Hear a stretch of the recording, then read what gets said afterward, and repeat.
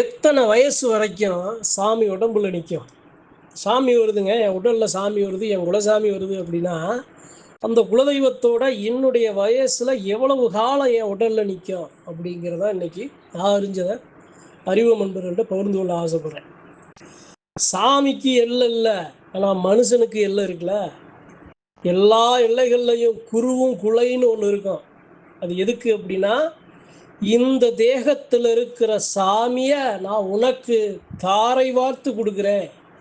நான் எப்படி இந்த தெய்வத்தை சத்தியமும் உண்மையும் நீதியும் நேர்மையுமா நான் கொண்டு செலுத்தணும்னோ அது மாதிரி நீ கொண்டு செலுத்து அப்படின்னு ஒரு சத்தியத்தை, ஒரு சத்திய வாக்கா அந்த குருவும் குலையும், அந்த குருவானவர் அந்த குலைய தன்னுடைய மகன் அடுத்த பங்காளி அல்லது அடுத்த சாமியாடி கையில் கொடுக்கறத.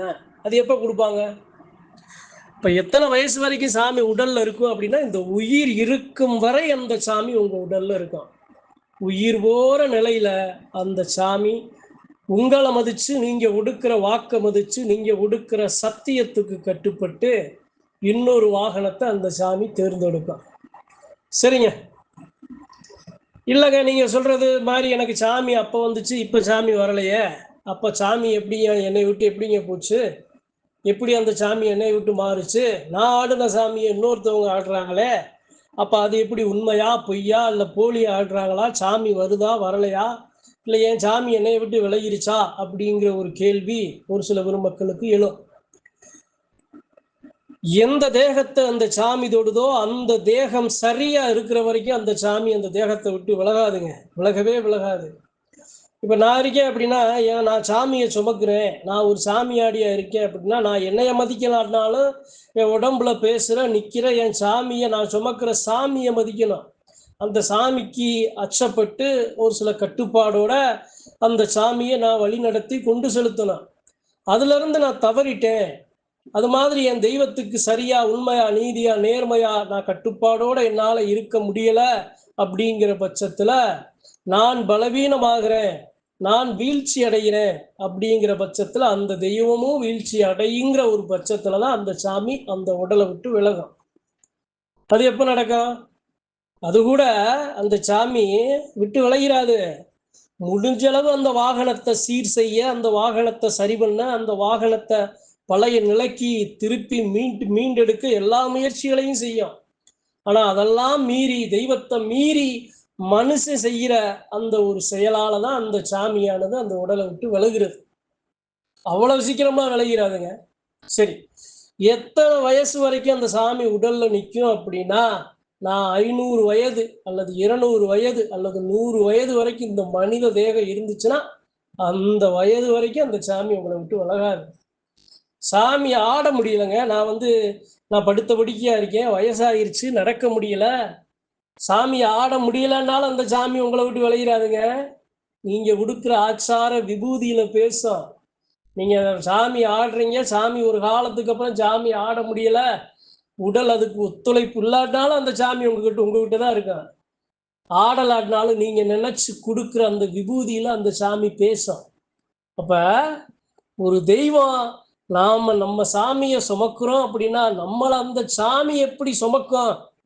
சாமி ஆடிதான் சாமியை சுமக்கிறாங்கிறது மட்டும் இல்லைங்க, அந்த சாமி ஆடி அந்த சாமி ஆடிய சுமக்கும் கடைசி வரைக்கும். அவ்வளவு சீக்கிரம் அந்த தெய்வம் அந்த தேகத்தை விட்டு விலகிறார். சரி, ஒரு சில உதாரணமான ஒரு சில விஷயங்களை.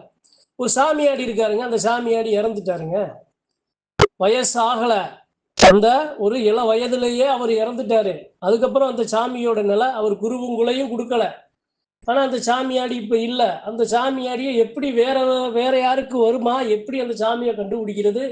அதை எப்படி நாம சரி செய்யறது அப்படின்னா, அதுக்கு அந்த பெருமக்கள் என்ன பண்ணணும் அப்படின்னா, அந்த எல்லைக்கு பாத்தியப்பட்ட அங்காளி வங்காளி பெருமக்கள் எல்லாரும் அந்த தெய்வத்தை நினைச்சு கடுமையான விரதத்தை பிடிச்சு, ஐயா நீ ஆடின தேகம் இப்ப இல்லை, ஆனா நீ எங்களுக்கு வேணும், நான் உன்னைய உணரணும், நீ எங்களுக்கு வாக்கு சொல்லணும், நீ எங்களுக்கு ஆச்சார விபூதி கொடுக்கணும், எங்க குறைகளை தீர்த்து கொடுக்கணும், எங்களுக்கு நடக்கிற தீய வினைகள்ல இருந்து எங்களை பாதுகாத்து கொடுக்கணும், நீ வரணும், அந்த தேகத்தை விட்டு வேற ஒரு தேகத்தை நீ தொடணும்னு சத்தியமான கோரிக்கையை உங்க சாமி மேல வச்சு நீங்க அந்த இடத்துல சாமியை இறக்கணும். சாமியை இறக்கும்போது 10 பேர் நிக்கிறாங்க அப்படின்னா அந்த 10 பேர்ல சாமி ஒரு மனுஷன் மேல சாமி வருது அப்படின்னா அழகா நாம கண்டு சாதாரண மனுஷன் பொய்யா ஆடுறது, போலி ஆடுறது, பொய் சாமி ஆடுறதுக்கு உண்மையான சாமி வந்து ஆடுறதுக்கு நம்மளால கண்டுபிடிக்க முடியும்.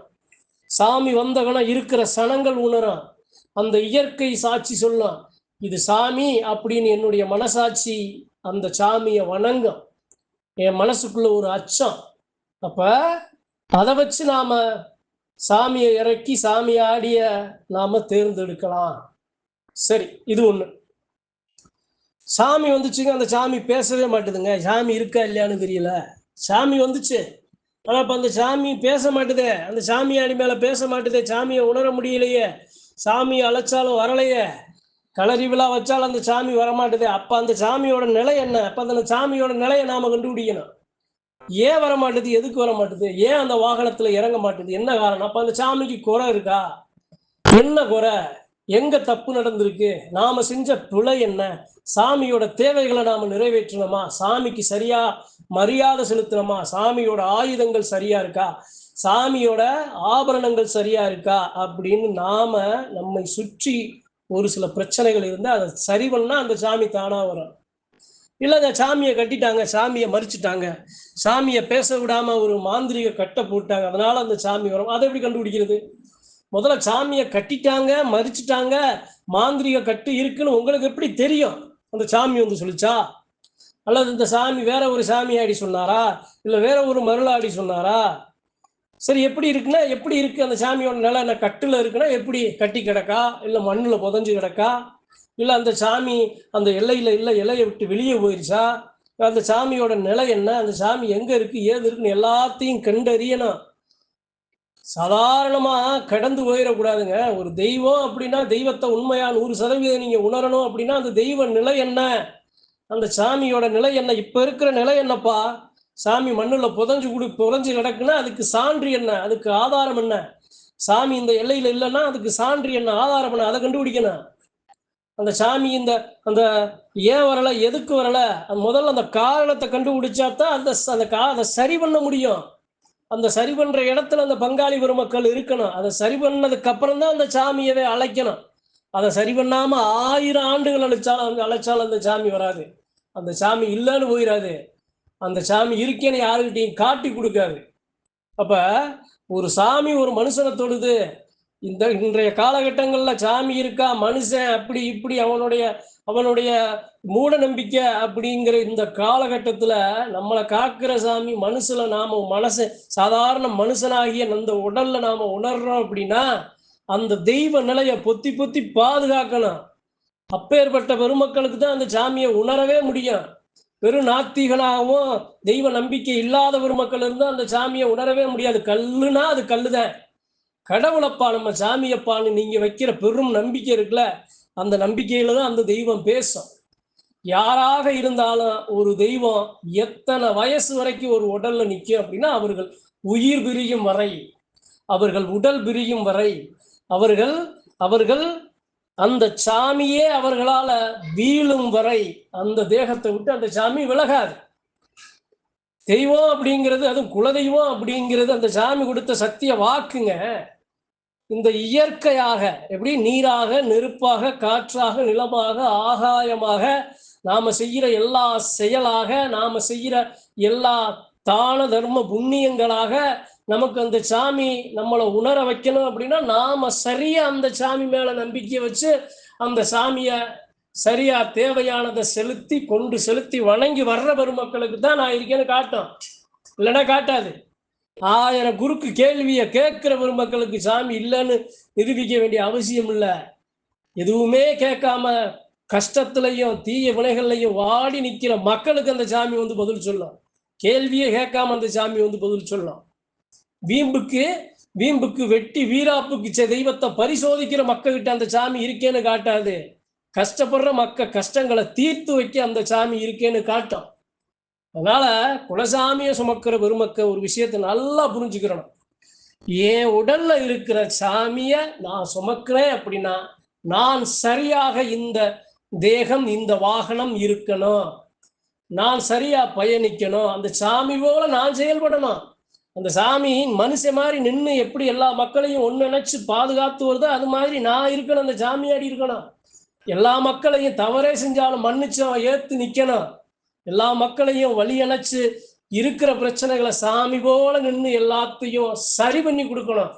அதான் சான்று, உங்க மேல சாமி இருக்குங்கிறதுக்கு சான்று. சாதாரண மனுஷனால செஞ்சிட முடியாது. 1000 பேர் இருந்தா 1000 பேரையும் மீறி ஒரு நல்ல விஷயத்தை செய்ய முடியுமா? சாமி இருக்கிற தேகத்தால மட்டும்தான் அதை செய்ய முடியும். ஆனா உங்க உடம்புல அந்த சாமி இருந்துச்சுன்னா நீங்க செய்வீங்க, நீங்க உங்களால செய்ய முடியும், உங்களால நல்லது நடக்கும்.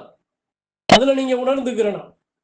அதனால ஒரு சாமியை சுமக்கிற அந்த சாமியாடி மேல அந்த சாமி எவ்வளவு காலம் நிற்கும், அந்த சாமி எப்படி மாறும், அந்த சாமிக்கு போனா அந்த சாமியாடிக்கு எப்படி அந்த சாமியை இறக்குறது, அந்த சாமியை நிலை எப்படி கண்டுபிடிக்கிறது, அந்த சாமி எப்படி அதை சரி பண்றது, கட்டா இருந்தா அந்த கட்டை எப்படி உடைக்கிறது, மறுபடியும் அந்த சாமி எப்படி அந்த எல்லையில பேச வைக்கிறது, அந்த சாமிக்கு நாம தேவையான வழிபாடுகளை எப்படி கொடுக்கிறது அப்படிங்கிறத எல்லாரும் அந்த தெய்வத்துக்கு பாத்தியப்பட்ட மக்கள் எல்லாரும் அறிஞ்சு தெரிஞ்சு புரிஞ்சு அந்த சாமியை வணங்கி வந்தா அந்த மக்களுக்கு தலைமாடு கால்மாடு அந்த சாமி காக்குங்கிறது சத்தியமான உண்மை. நன்றி, வணக்கம். மற்றும் ஒரு பதிவில் சந்திப்போம்.